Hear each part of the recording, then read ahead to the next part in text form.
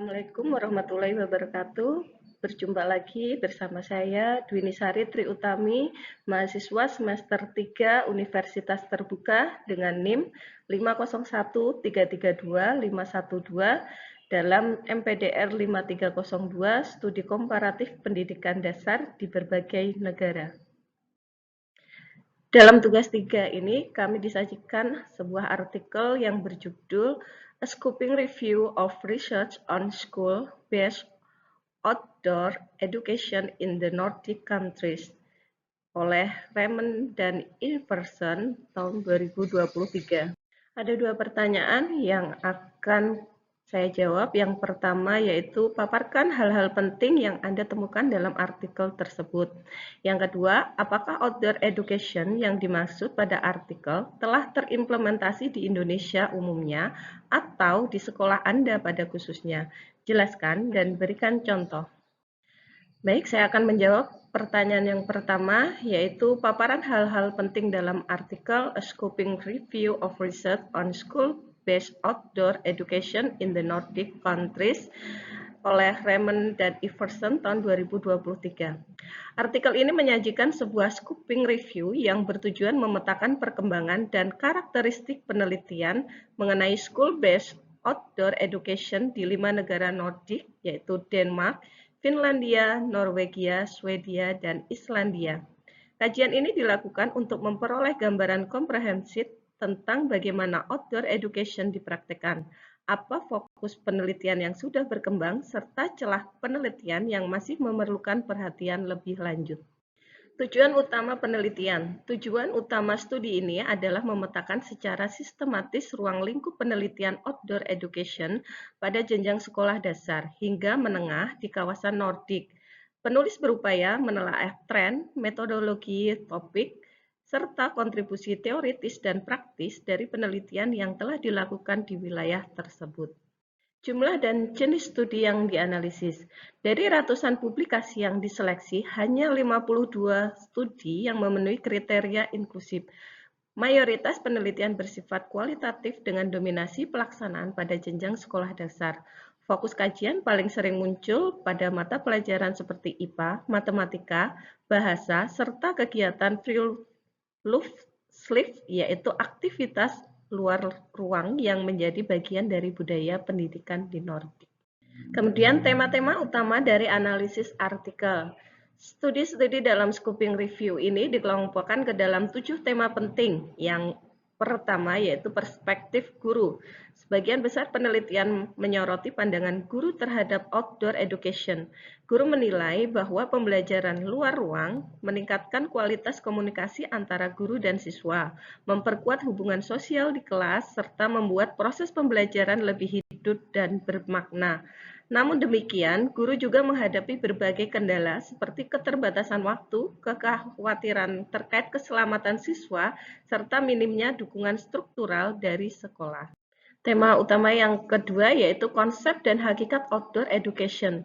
Artikel ini menunjukkan bahwa outdoor education dipahami dalam berbagai perspektif, baik sebagai ruang integrasi teori dan praktek, maupun sebagai sarana untuk memberikan pengalaman belajar konkret.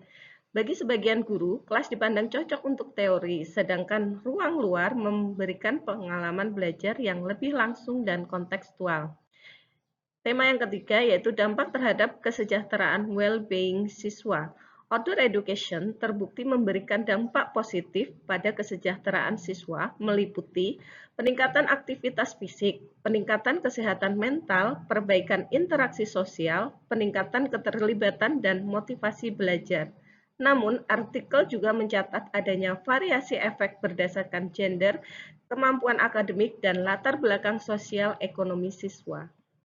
Tema-tema utama yang keempat yaitu dampak terhadap pembelajaran kognitif.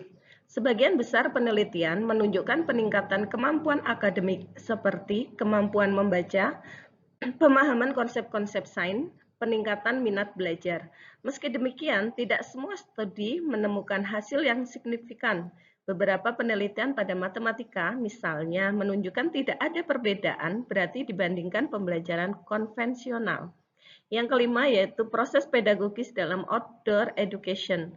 Artikel ini menekankan bahwa efektivitas outdoor education tidak hanya ditentukan oleh lokasi pembelajaran, tetapi juga desain tugas dan strategi pedagogis. Pengalaman belajar di luar ruang dapat memperkuat pemahaman konsep apabila diintegrasikan dengan perencanaan pembelajaran yang matang. Selanjutnya yang keenam yaitu peran teknologi digital. Salah satu temuan penting adalah minimnya penelitian yang membahas pemanfaatan teknologi digital dalam outdoor education. Padahal teknologi seperti aplikasi identifikasi flora, peta digital, dan modul pembelajaran daring memiliki potensi besar untuk memperkaya pengalaman belajar luar ruang. Yang ketujuh yaitu pendidikan untuk berkeberlanjutan. Beberapa penelitian menunjukkan outdoor education berperan dalam menumbuhkan kesadaran ekologis, menambah rasa keterhubungan siswa dengan alam, serta memperluas pemahaman mereka tentang isu keberlanjutan. Hal ini relevan dengan agenda global tentang pendidikan lingkungan. Celah penelitian atau research gaps. Artikel mengidentifikasi sejumlah kekosongan penelitian yang perlu diperhatikan di masa depan, antara lain terbatasnya penelitian yang mengeksplorasi integrasi teknologi digital. Masih sedikitnya kajian outdoor education dalam konteks pendidikan untuk keberlanjutan. Selanjutnya, minimnya penelitian kuantitatif jangka panjang dan kurangnya studi outdoor education pada jenjang menengah ke atas. Kesimpulan, penulis menyimpulkan bahwa outdoor education di negara-negara Nordik sudah berkembang cukup baik dan memberikan dampak positif terhadap kesejahteraan dan pembelajaran siswa. Meskipun demikian, penelitian lanjutan masih diperlukan untuk memperdalam pemahaman mengenai praktik terbaik, tantangan implementasi, serta inovasi yang dapat dilakukan. Pengembangan penelitian outdoor education dianggap penting agar manfaatnya dapat dioptimalkan dalam sistem pendidikan formal. Implementasi outdoor education di Indonesia. Outdoor education, sebagaimana dijelaskan dalam artikel, telah diimplementasikan dalam konteks Indonesia, meskipun tidak selalu menggunakan istilah yang sama. Praktik pembelajaran di luar kelas pada dasarnya sudah menjadi bagian dari pendekatan pendidikan di Indonesia, terutama setelah diberlakukannya kurikulum merdeka yang menekankan pengalaman belajar kontekstual dan berbasis lingkungan. Kita dapat melihatnya melalui pembelajaran berbasis lingkungan, kegiatan P5, serta kegiatan pramuka dan proyek sekolah. Kegiatan-kegiatan tersebut mengajak siswa melalui observasi langsung, berinteraksi dengan lingkungan sekitar, dan aktivitas yang melibatkan pengalaman nyata. Selanjutnya, implementasi outdoor education di sekolah saya, yaitu SDN Padangan 1, Kecamatan Kayen Kidul, Kabupaten Kediri. Di sekolah tempat saya mengajar, outdoor education sudah diterapkan dalam berbagai kegiatan. Salah satu contohnya adalah pembelajaran IPAS berbasis proyek, seperti proyek penanaman sayuran di kebun sekolah. Dalam kegiatan ini, siswa bekerja secara langsung di luar ruang untuk menyiapkan tanah, menanam bibit, melakukan pengamatan pertumbuhan, dan mencatat hasil temuan. Selain itu, pembelajaran materi seperti bagian tumbuhan dan fungsinya juga dilakukan di luar kelas dengan mengamati tanaman yang ada di halaman sekolah. Kegiatan P5 bertema lingkungan seperti memilah sampah, menjaga kebersihan sekolah, dan mengamati kondisi lingkungan juga merupakan bentuk implementasi outdoor education. Kesimpulannya, praktek outdoor education telah diadaptasi dan dijalankan di Indonesia termasuk di sekolah saya yaitu SDN Padangan 1, Kecamatan Kayen Kidul, Kabupaten Kediri, meskipun dalam bentuk yang lebih kontekstual dan disesuaikan dengan kondisi satuan pendidikan. Pendekatan ini terbukti membantu membuat pembelajaran lebih bermakna, aktif, dan relevan bagi siswa. Sekian dari saya. Terima kasih.